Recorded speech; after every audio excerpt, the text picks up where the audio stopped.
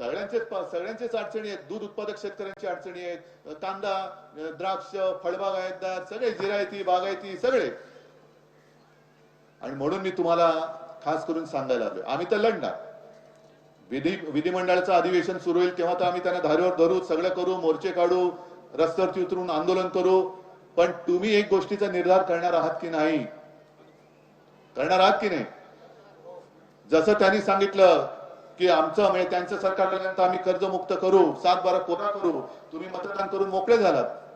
आता सांगतात योग्य वेळी आम्ही कर्ज माफ करू. आता तुम्ही त्यांना सांगायचं जोपर्यंत आमचं कर्ज माफ होत नाही तोपर्यंत आम्ही महायुतीला मत देत नाही. जा असाल तेव्हा.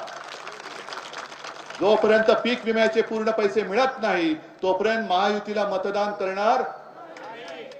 जोपर्यंत हेक्टरी 50,000 रुपये मिळत नाही तोपर्यंत महायुतीला मतदान. हा निर्धार तुम्ही करणार आहात? मग ताई मंडळी पण करणार आहेत, कारण तुमचं घरदार वाऱ्यावरती पडले. आता जसं मगाशी ओमदादांनी सांगितलं की पहिल्यांदा सरसकट सगळ्या महिलांना देत होते 1500. आता त्याच्यात सुद्धा काही त्याच्यात सुद्धा घोटाळा केला, काही बापे घुसवले त्यांनी. मग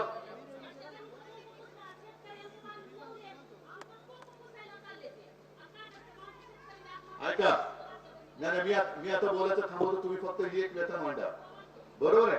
आणि म्हणून मी तुम्हाला सांगतो की आता लाडक्या बहिणी म्हणजे मी काल म्हटलं उपमुख्यमंत्रीचं संविधानिक पदच नाहीये. त्याच्यामुळे एक आहे अनर्थ मंत्री, एक आहे नगर विकास, आणि तिसरा ज्यांच्याकडे गृह खातं आहे ते घराघरात भांडण लावणारे गृहकला मंत्री. पट्टे की नाही पटत? पट्टे ना. कारण पहिल्यांदा सगळ्या भगिनींना सरसकट दिले होते 1500. आता केवायसी करायची. त्याच्यानंतर कुटुंबातल्या 2 जणींना मिळणार.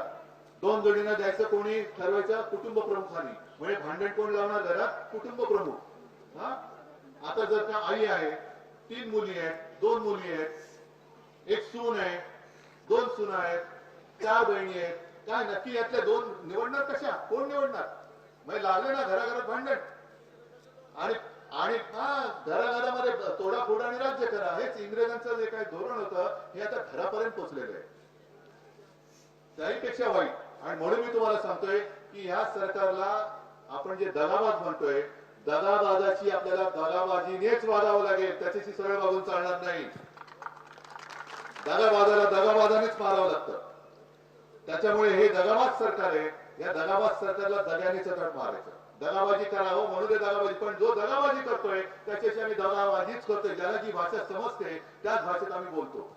आणि म्हणून मी तुम्हाला एकदा शेवटची विनंती करतोय की आम्ही लढायला आलोच आहोत.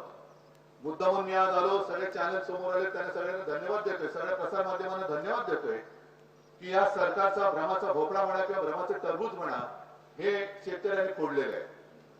जे सगळीकडे सांगतात 31,800 कोटी, 31,800 कोटी. काल सुद्धा आज पेपरमध्ये बातमी आली 7,000 कोटी सोडले, कुठे काही मिळालेले नाहीये.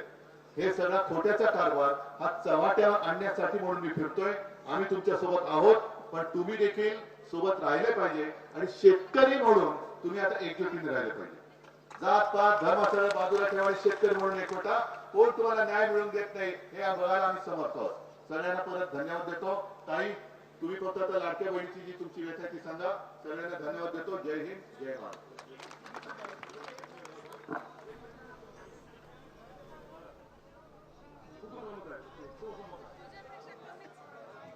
मी राजकन्या जावळे पाटील, छावा संघटनेची मराठवाडा अध्यक्ष, आणि मी शेतकरी, स्वतः मी शेतकरी आहे. आणि जे काही मतदानाच्या आधी सरकारने जे सांगितलं